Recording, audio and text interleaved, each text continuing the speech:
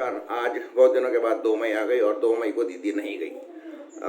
भारी जीत हुई है ममता बनर्जी की बंगाल के चुनाव में और बीजेपी को एकदम से मुंह की खानी पड़ी है। यहाँ तक कि प्रशांत किशोर का वो जो डायलॉग था कि बीजेपी 100 का आंकड़ा नहीं पार करेगी, वो भी अभी की स्थिति में तो पार होता दिखता है। और उधर शायद नंदीग्राम से भी ममता बनर्जी शुभेंदु अधिकारी को चुनाव हरा देगी।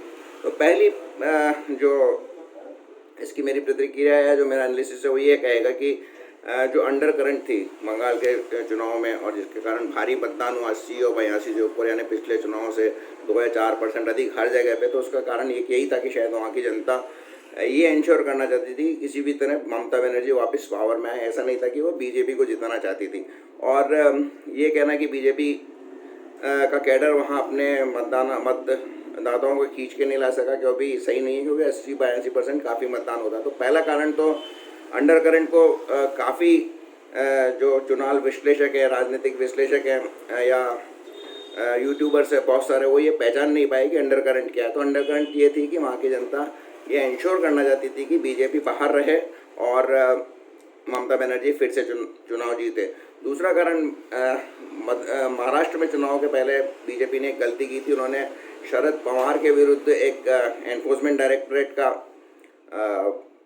जो निकाला था एक केस, और इसमें उनको उपस्थित होने के लिए कहा गया था, और उस पर जो खेला था वो शरद पवार कर गए थे। उन्होंने खुद ऑफर किया था वहाँ एनफोर्समेंट डायरेक्टरेट में जाने के लिए सम्मन के एंटिसिपेशन में, और फिर उनके पीछे लोग काफ़ी आ गए थे और लोगों को लगा, सरकार को लगा कि इससे शांति लॉ एंड ऑर्डर की स्थिति बिगड़ सकती है। तो उन्होंने रिक्वेस्ट की शरद पवार को कि वो नहीं जाए। और सिमिलर गलती यहाँ पर भी बीजेपी ने की। उन्होंने काफ़ी टीएमसी के मेंबरों पर, विशेषकर ममता बनर्जी के भतीजे पर, आशीष बनर्जी पर जो सम्मान वगैरह कराए, इसको भी शायद वहाँ की जनता ने ठीक से नहीं लिया।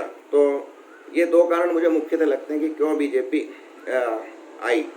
बाहरी का कारण भी एक था, और तीसरा शायद कहीं ना कहीं ममता बनर्जी अपनी टूटी पाँव से जो प्रचार किया उससे भी वो सफल रही सहानुभूति जनरेट करने में, और यही कारण है कि जीती। उधर जहाँ तक बीजेपी का सवाल है, शायद प्रशांत किशोर ने जो कहा था उसकी एक जो क्लब हाउस चार्ट में, वो शायद बीजेपी को कंफ्यूज करने के लिए वो चार्ट की गई थी और उसको इसीलिए पब्लिसाइज किया गया था। ऐसा मैंने अपने पहले वीडियो में भी कहा था कि ये एक जानबूझ के की गई है। और जो भी खुलासे हो रहे थे, जो एक खुलासा हो रहा था कि ममता बनर्जी नंदीग्राम में एक ऑडियो में बात करती दिखी थी एक बीजेपी के जिला उपाध्यक्ष से, तो वो संकेत थे सारे लोगों को और उसको एक्सपोज कराया। तो मैंने ये भी कहा था कि इससे भी वो कुछ न कुछ मैसेज कन्वे करना चाहती है। और इसी तरह जो उन्होंने अपना आखिरी वीडियो भी जो एक्सपोज करवाया पब्लिक के सामने, उस पर भी उनकी कोई रणनीति थी। इस तरह से निश्चित रूप से यह एक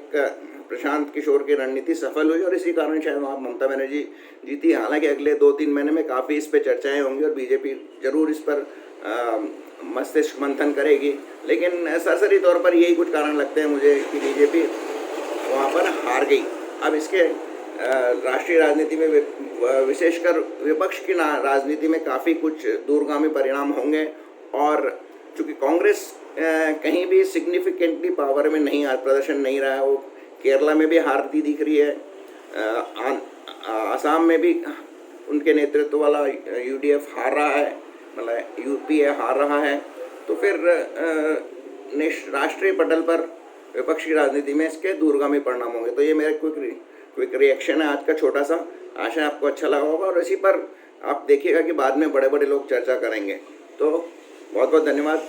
मेरा ये अच्छा लगा हो तो उसको शेयर कीजिए, सब्सक्राइब कीजिए। नमस्कार।